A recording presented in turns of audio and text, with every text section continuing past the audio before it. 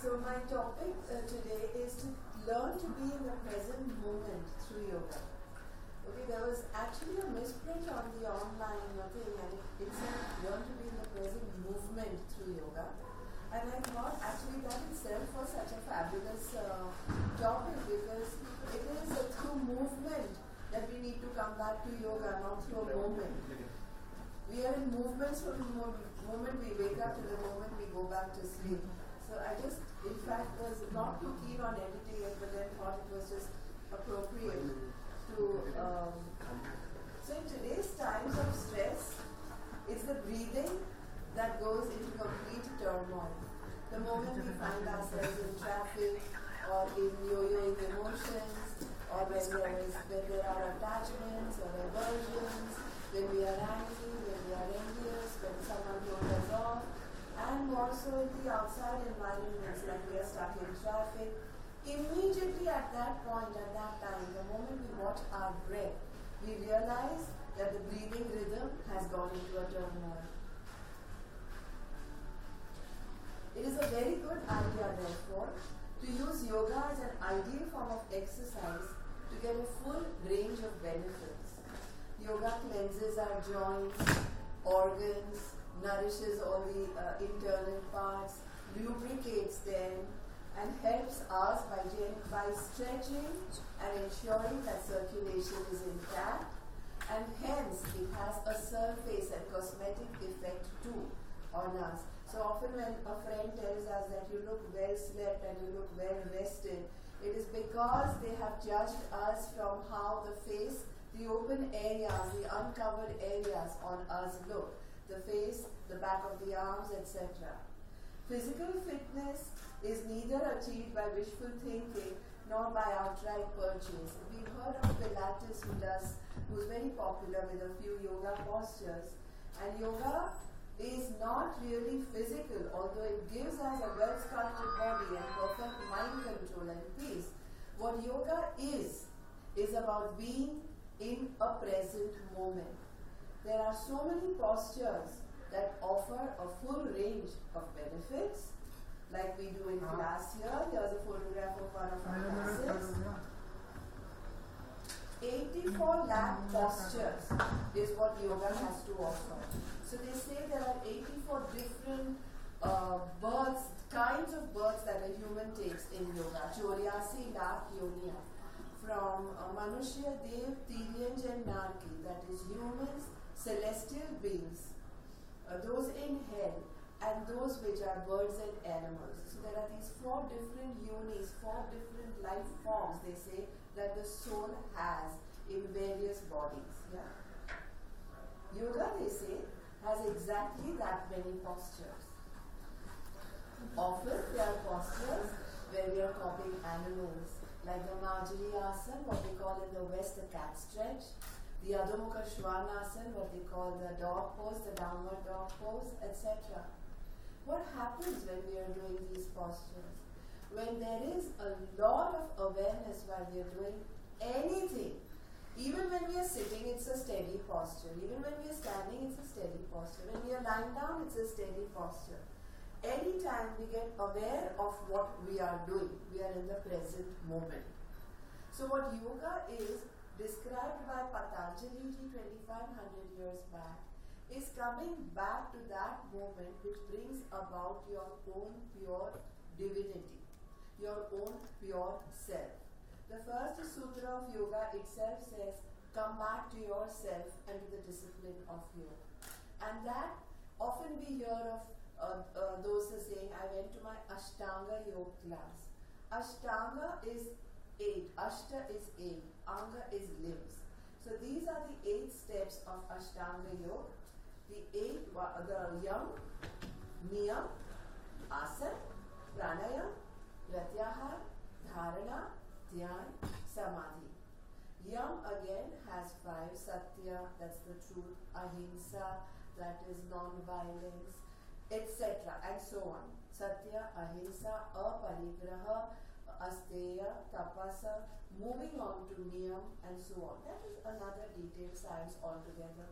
Currently, how does the first step slowly and gradually get us into the last, which is through being in the present moment, we come to samadhi, which is that ultimate bliss. Each one of us has our own definition of that bliss, that happiness. Here, certain practices with external means, with others into the picture, near certain practices with us into the picture, asana, steady postures. Pranayama, I am in our prana, which means a constancy, a resonance in our actual every moment of life force. Pratyahar, sense withdrawal. Dharana, concentration. Dhyan, meditation. Samadhi, and hence the ultimate of each and every moment. 2500 years back, this sage Patanjali ji, we've heard this name especially if we are practicing yoga, wrote the Yoga Sutras, starting with Akriut Anushasana, here and now, the present moment. Let us understand the discipline of yoga. Yogascha chitta vritti nirodha. What is yoga? Yoga is to bring about a cessation, nirodha. Remember that birth control word that was used? Nirodha. Control on the oscillations of the mind field. There are 5 senses. Each one, along with the mind, makes attachments and aversions. So the mind is yo-yoing all the time. So he says, come back to the present moment through chitta vritti nirodha, through bringing about a cessation in the thought process. Tada, the third one, drashtahu swarupe avasthana. Tada is then and only then. Drashtahu is the seer and the seeker. Swarupe comes back to one's own root. Avasthana, avastha, state. Pranayama gives lasting benefits, easing and reducing strains. And those strains, those moments are the moments when we come back into present moments. So when we are into a present moment, we realize that any time there is an impending a disease or a problem or a headache, anything that can be coming, it gives us far-reaching benefits of uncanny awareness for any impending health disorder or any infection or any problem that we may be heading for, and hence helps us to take corrective actions. This is more again about the benefits of being in the present moment. So pranayama is that which with proper practice gets all diseases annihilated. Improper practice of pranayama hence will increase the diseases. Hence we ought to know the proper meaning, exactly what it is to be in the present moment. At this point we will pause for just 1 minute to practice one of the techniques that brings us into a present moment. Alright? So we'll just sit upright, open up cross-legged positions if we are in one, spine upright, shoulders tucked back, and we place our right palm on our abdomen and our left hand on the chest. Left palm on the chest. Making sure shoulders are tucked back, eyes are gently closed, back of the head is in line with the spine. We start with active exhalations and passive inhalations. This is how it goes.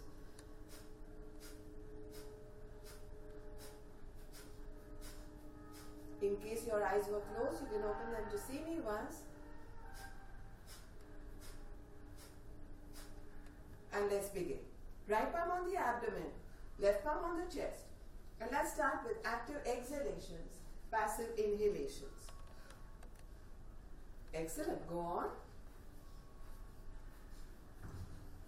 Just one sitting, one standing. Don't be 2, 3, 4 are more than enough. Anytime you find the moment right. That was.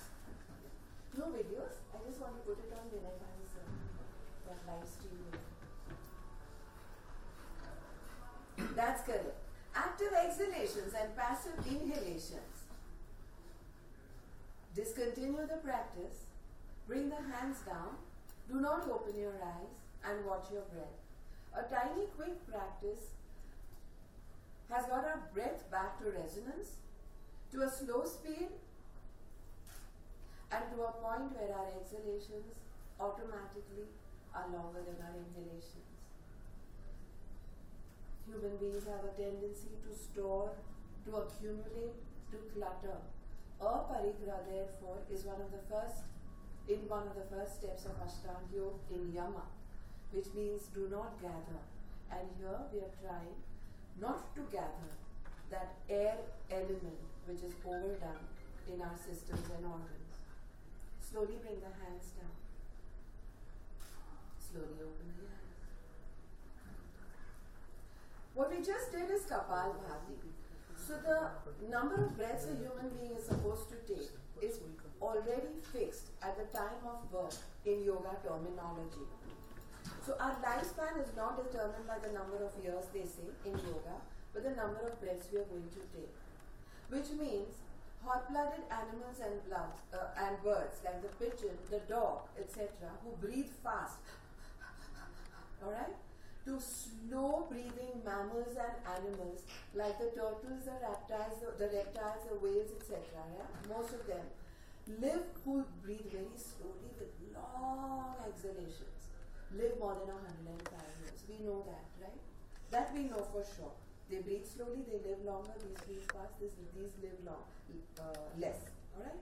These are hot-blooded, those are cold-blooded. That even science has proved.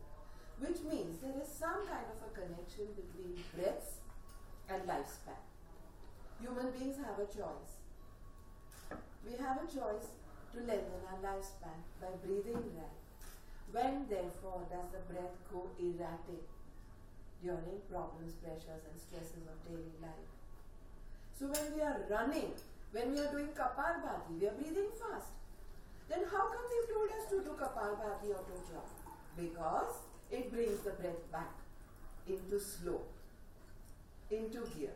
Alright? So Kapalbhati is one of those breathing techniques which purifies. This is a little bit of a yoga language. The two nostrils removes any sensory distractions from the mind, energizes the mind, removes the sleepiness, prepares the mind for meditation, cleanses our lungs, and so on. Then there are physical benefits. We now move on to another technique which is very similar to Kapalbhati, which is Bhastrika. Here today, because the topic is such, I have to cover 2 or 3 breathing techniques. Yeah. So in Bhastrika, we again uncross our legs. We bring our hands in a loose fist at shoulder level, and we lift our hands up, inhaling, and hands back, exhaling. Some of you who have been doing yoga obviously have learned Bhastrika, but we just brush it up for those who know it and teach for those who don't. Alright?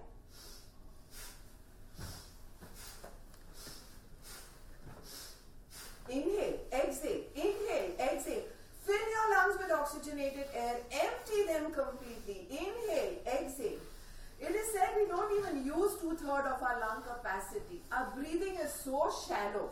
Today at this point when we are learning how to breathe right, the bellows breath is what it's called in the West.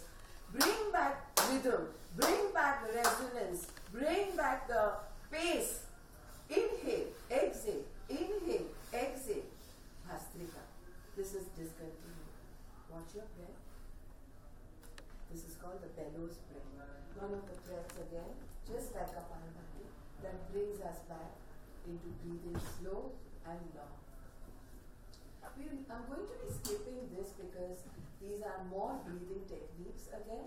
Pranayama, which brings us to present moments.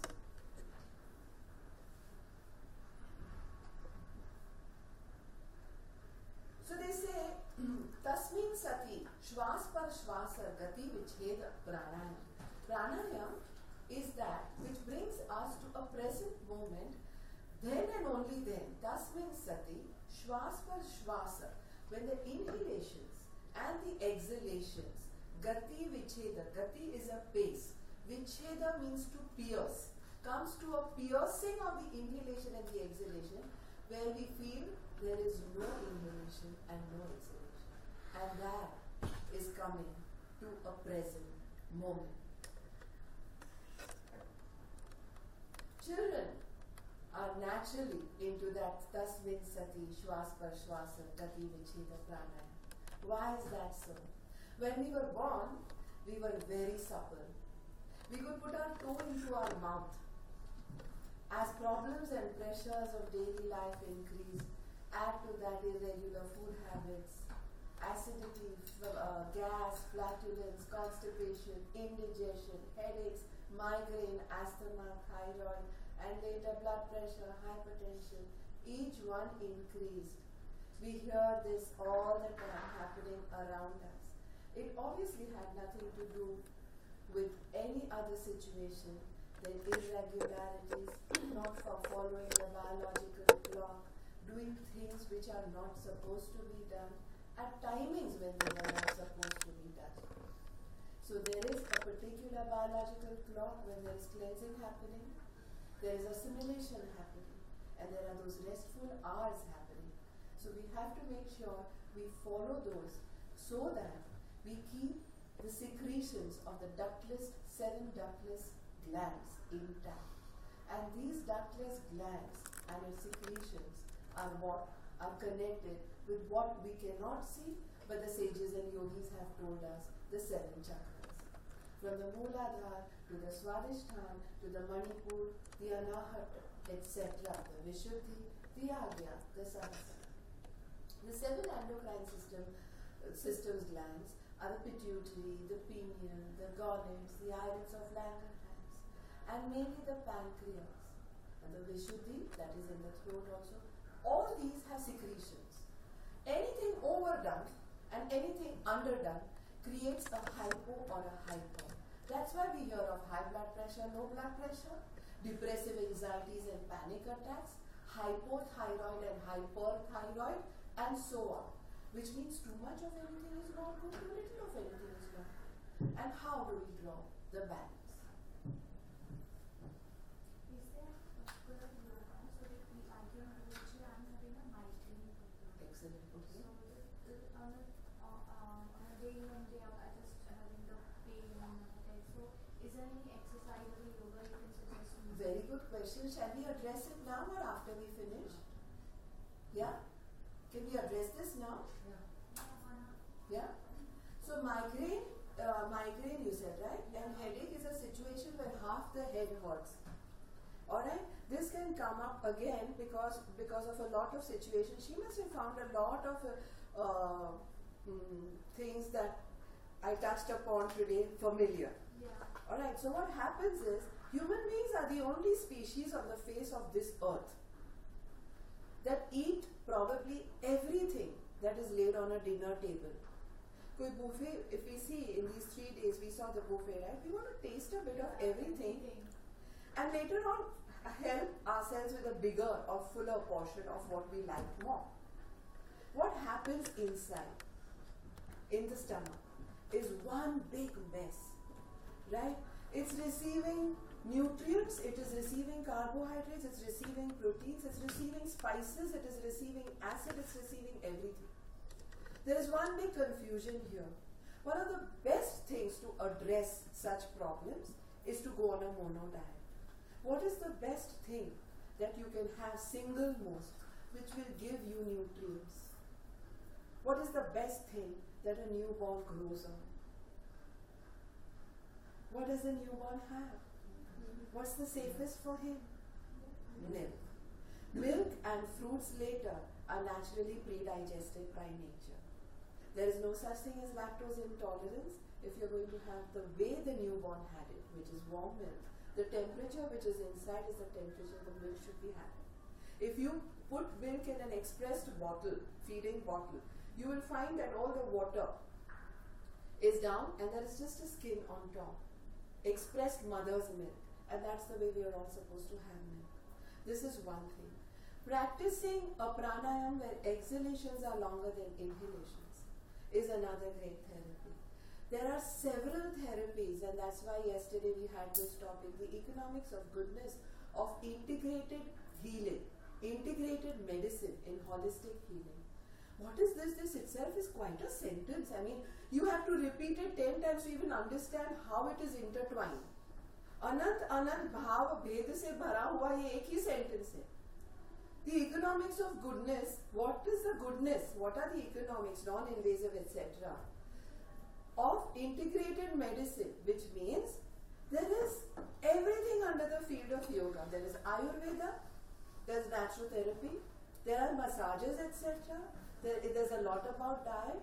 There is hydrotherapy, there is urine therapy, there is acupressure, there is so much. How do we know what is the best for us? So there is a mantra here, Sahajatma Swarup Paran Guru. We, our own pure divine selves, are our own gurus. For her, she needs to be knowing exactly what is not suiting her, what is not helping with her lifestyle. Being late on the phone, SMSs, etc., inhaling more than exhaling, not eating mindfully, eating fast, not being aware with the food at all. I'm hungry, so I'm eating. No, I'm not even hungry, therefore I'm eating. All this messes up the system. And hence, find your own cure. Urine rubbings in the head will immediately, your own urine, 3 excretions are extremely good when put back into the system. The spit. Take your spit in the morning, put it in the eyes, and your eyes are going to heal, provided you don't have any other habits of tobacco, etc. That excretion is excellent for healing. And through the eyes, the strain reduces, headaches reduce. That's one. The second secretion, which is extremely good for us, is our sweat. We sweat and therefore Bikram hot yoga, if you had heard of hot yoga, got so popular. The sweat brings about the radiance in the skin. What is Vinyasa and Ashtanga yoga? Vinyasa of Ashtanga yoga means you're supposed to sweat in a temperature that you are living in and you are born in, not change it. So if you're in heat, do your asanas in heat. And that sweat which you excrete, you have to rub back on your skin and then look at the glow and the radiance in the skin. And the third excretion is urine. Urine therapy itself needs a 5-day VEF. It is too huge a topic to be covered in a few moments. You don't have to be knowing too much. Nothing is rocket science. Neither the pranayam that we did nor the urine. Oh, it should be the first, it should be the last, it should be midstream. No. Drinking and rubbing urine. If drinking is not suiting, rubbing urine, read about it, Google it, go online, get the information. Within 20 seconds of rubbing it, you find there is a relaxation in the skull because the nerves have eased off.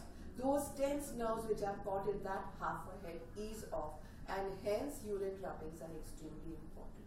There is one more secretion, but that doesn't come in that category, which is the fluid of the mother from when the child is born. Alright, so rubbing after the delivery, that fluid of the mother, instead of throwing it away, the placenta fluid of the child, brings about amazing radiance and healing in the skin. Okay? So, I think I've covered most of the and a breathing technique. So there are these 3 humas, Vata, Pitta, Kapha. The balance of the air element, the acid element, and the cough element. Anytime that goes into goes haywire, we notice that we are not at all in the present moment, because we either have an acidity situation or an overpowering air element situation, or an overpowering sinusitis, cough, cold, etc. So pranayam helps us to be in a present moment and hence reverses problems of depression, etc. So pranayam here literally means I am in the prana of being in a moment, and hence is one of the best gifts that one can give oneself, because then one balances the energies, directions in the pranic body. Atha asani drida vasha yogi hitamitasana guru upadesha margenam pranayam asana bhayaseta. We are often confused whether we have to do a particular workout and then do breathing techniques, what diet we should be eating. So it is said in this sutra that being established in steady postures, any steady posture, and having control, Vasha means having brought into control with a balanced diet, being in present moment through the ayam of prana, that's pranayam, should be practiced according to the instructions of the Guru. Health is defined as a state of complete, by the World Health Organization, of complete physical, mental and social well-being, and not merely an absence of disease or infirmity. So if at moments we are not in present moments, we are unhealthy. Here I want to talk about body balance. What is body balance? We are seeing that we are both sitting cross-legged, right? She has her left leg crossed because she's comfortable that way with her hands crossed. I have my right leg crossed, incidentally. Alright? She may be having her elbow rested, she's comfortable, someone else is sitting upright. So we are standing, sitting and lying down in those 24 hours for an X number of hours. Alright? Because we're comfortable in that position of sleeping, standing or lying down. What happens often is that when we are in a particular posture or position in a sleeping or a lying down or a standing, we are putting more weight, having more lymphatic drainage, stretching more tendons, muscles or ligaments on one side than the other. As a result, we often invite a few health problems. Okay, so body balance is about the science of doing an asana or two or three. Asana is a steady posture which reverses those problems which we invited due to that. Which means, suppose you have a you have a most comfortable sleeping situation. I'm tired. Who wants to bother about that body balance? Yeah, I want to sleep. I have my hand under the pillow. I have my right knee going on the left side, and I have my other hand on my head. Or I'm watching TV and my elbows are held up. We're inviting problems of sciatica, L5, L4 stretches, etc. So we need to be reversing those problems. Yeah. To practice yoga, we don't need to be physically fit or spiritually inclined. All we have to do is slowly and gradually get our mind on scattered thoughts and patterns while we are practicing our asanas. We are often talking about, bragging about, we elders especially in India, going to this best meditation class, arguing with our friends that no, my class is the best, mine is better than yours. But all we have to know is the word meditation is derived from these two words, a Latin word and a Sanskrit word. The Latin word meditare means to think and to dwell upon, and the Sanskrit word meda means with wisdom. So anytime we are dwelling upon anything with wisdom, we are in the present moment. Be it a pottery class, be it our studies, be it letting our hair down and dancing or listening to music. So when we are hearing all the time about being in the present moment, about awareness, awareness is a word that's coming out of our ears by now. We heard it so many times even in these 2 or 3 days. It's all about just knowing that yes, we are alive, we are breathing, and therefore bringing that mind to that area between the upper lip and the nostrils to check the pace of our breath. Meditation again here, awareness, a cessation of the thought process, a state of consciousness where the mind is free from scattered thoughts and patterns. So yoga, that is those 8 steps of Ashtanga Yoga, combined with meditation, harmonizes the mind with the body and results in quantum benefits. And we don't have to be inclined towards any spiritualism or be very fit to experience those benefits. There are some repetitive slides, that's why I'm going. I am not going fast, I'm just jumping the repetitive ones with a different page. Yeah?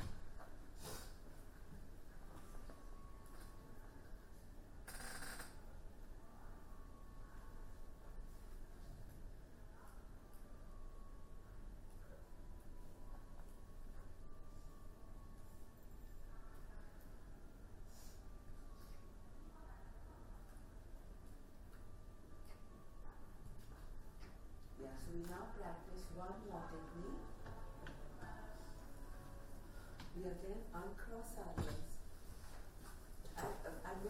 finishing with this because I want to now leave it open to a very interactive session. Yeah?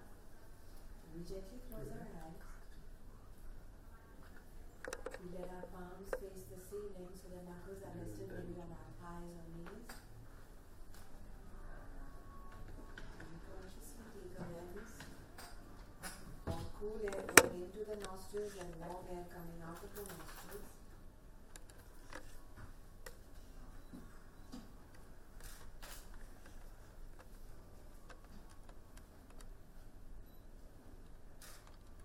The moment the mind begins to wander, to acknowledge any sounds that are happening in this room, immediately say it's okay and bring it back to the present moment. The present moment where we want to take awareness to the area between the upper lip and the nostrils. A moment where nothing else can distract us. Not the click of a camera, not the sound of anything that's happening outside, but only that upper lip area. Consciously take awareness of cool air going in, warm air coming out. Notice and acknowledge the change in temperatures.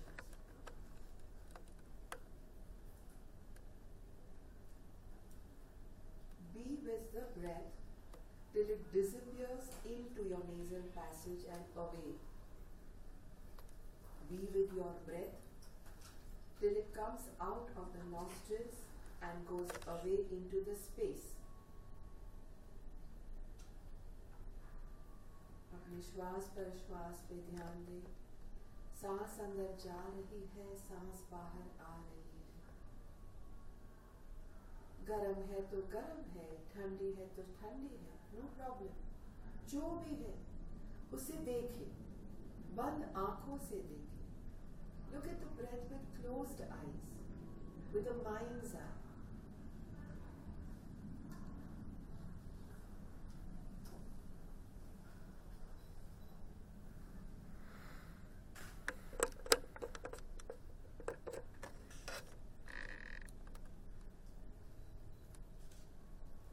Stay in this bliss for a few moments more.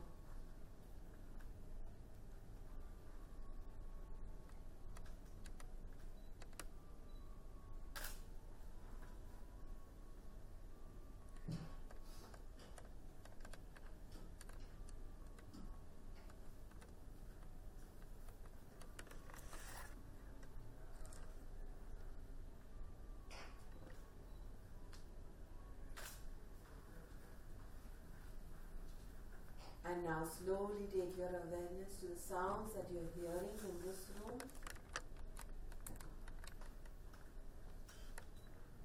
The sounds you can hear outside.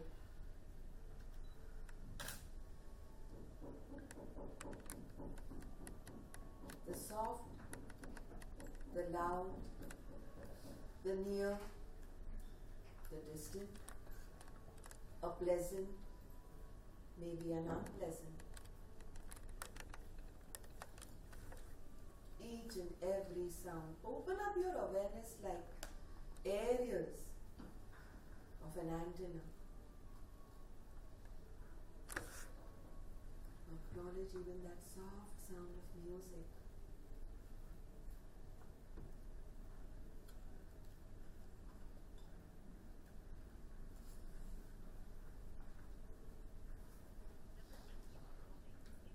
No attachments.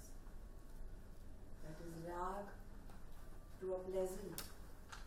No aversion. That is dvesh to an unpleasant. The five senses, that of touch, that of taste, that of smell, that of hearing, that of sight, along with the mind, is constantly making attachments, having aversion. But at this point, we're just watching. Watching with the mind's eye, hearing with the mind's eye.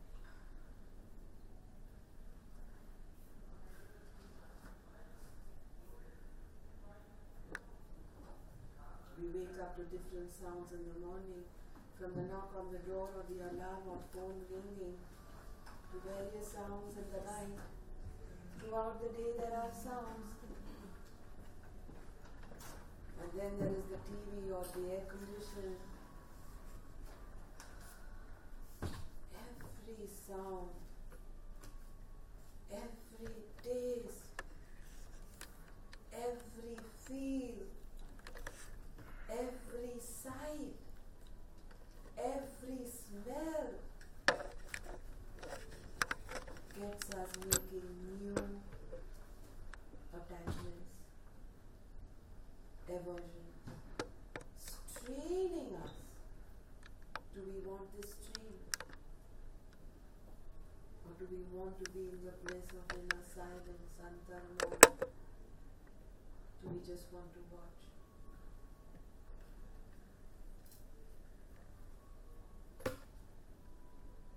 Slowly take awareness of the inner silence, antarmana. Acknowledge this inner silence which is not achieved through force, but happening effortlessly.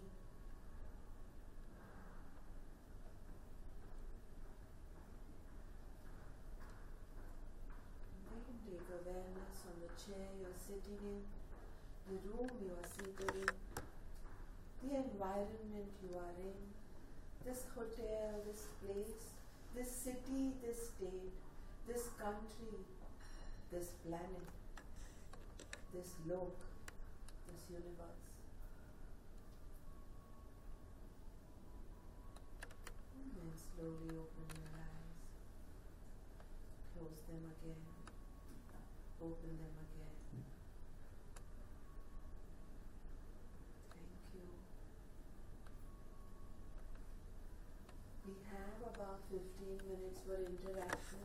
I'll welcome questions or anything that you want to share from a few things that I quickly brushed through this morning on my topic, to be in the present moment through yoga. Thank you.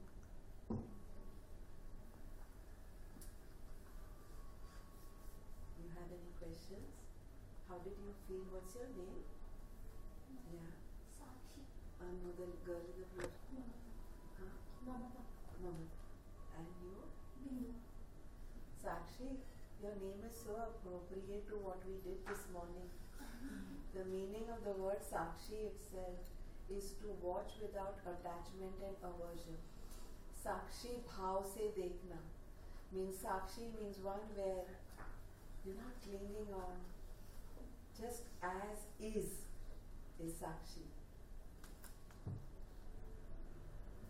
Would you like to say anything? Do you want to share something?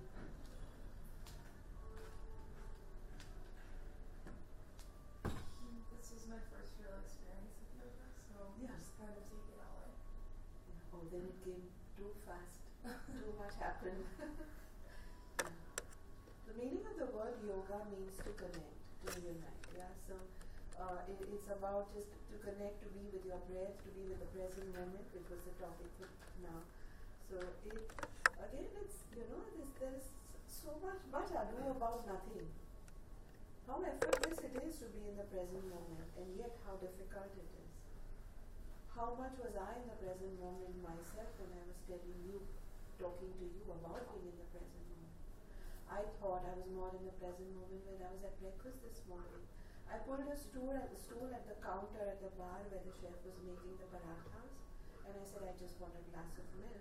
I was staring at the milk with some honey in it, enjoying every sip that I took, and I considered that to be more in the present moment than even when I was talking, or than a lot of others who were talking while they were eating, because I could enjoy I just felt every sip of what I took in must have been absorbed into nutrients. How much we talk when we are eating. Eating is too special. So the first thing we need to be doing once we have all that food in our plate is be grateful, express massive gratitude to each one who we know or do not know was instrumental in bringing that food to us. huge gratitude. Then the gratitude that yes, we have the taste, one of those five senses intact, to taste it. Then the gratitude to all the internal organs that we have, which are going to be instrumental in absorbing the nutrients, throwing out what we don't want, digesting them. Then the gratitude to the fact that we are alive and we are breathing. So awareness and gratitude are two hand in hand. Awareness will bring gratitude, and the more there is gratitude, the more the awareness will increase.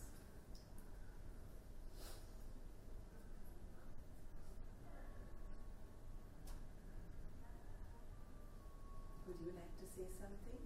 I just want to know more about Anulom Vilom. Yeah, so Anulom Vilom Pranayam is one of, I in fact jumped because I thought I wanted to give 5-10 minutes later on for interaction.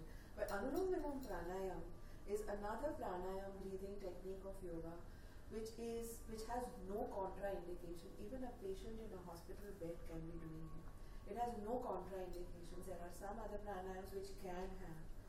When we inhale actively from one nostril and exhale actively from the other, and then inhale from the other and exhale from the first, Anulom Vilom Pranayam is known to be reversing a lot of health problems that we ourselves have created, including migraine that she spoke about. Headaches and migraine, you will see an amazing difference, because that is one pranayam that gets us back to increasing our lifespan. Why? Because it brings back erratic and unresonated breath into steady and long breaths. Alright? Let us practice Anulom Vilom Pranayam, and then we talk about how it can increase the lifespan. Okay? I always felt good when I was practicing it, but I didn't know what it was and Yeah. So again, as I say, we were born literally doing Anulom Vilom Pranayam. We were born literally doing abdominal breathing. We were born literally using the 3 lobes of the lung, the intercostal muscles, still from top to bottom. We were born, see a newborn and they breathe so beautifully, yeah? We have shallow breaths because of the problems, the pressures, the stresses, the targets, everything of daily life. We are all into that rat race from the moment we wake up to the moment we sleep.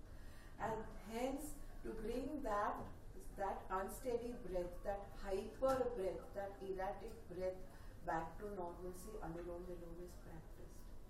Bringing the right hand in Nasakra Mudra, where you bend the index finger and the middle finger. The index finger and the middle finger to touch the thumb joint. Yes, perfect. And we then bring our thumb to our right nostril. Okay, we relax completely. And we close the right nostril without pushing it. Just a gentle touch and it will close. Just now keep your eyes open. And we inhale from the left nostril. Inhale. Fill the lungs. Close the left nostril with the ring fingertip. It's right there. Simultaneously open the right nostril by taking the thumb away. And exhale. Exhale more. Exhale more. Till your lungs are empty. Now inhale from the right nostril. Perfect. Close the right nostril. Exhale from the left. Practice this one more time. Inhale from the left. Exhale from the right. Inhale from the right. Exhale from the left. The speed at which we are doing it is a joke, okay? We're just doing it because we want to learn it. This is not the speed we do it at. We do it at a slower pace. Minimum 7 on a light stomach, preferably an empty stomach but not a hungry stomach.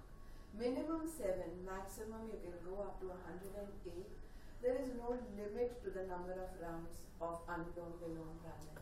Anulom means inwards, Viloma means outwards. The Viloma Pranayam is where the exhalations get longer than inhalations with pauses. Anulom Vilom Pranayam has massive benefits because exactly all that we covered today, where breathing patterns go erratic, are brought back to normalcy, and therefore hypertension, high blood pressure, panic attacks, headaches, migraines, indigestion because of irregular breathing habits, etc. are reversed. Anulom Vilom Pranayam can get us back into that meditative state because the breath has got back to steadiness. So, aparigraha is one of the yamas as we discussed in the 8 steps of Ashtanga Yoga. And aparigraha also applies not only to what we clutter in the kitchens and the cupboards, but what we clutter within us.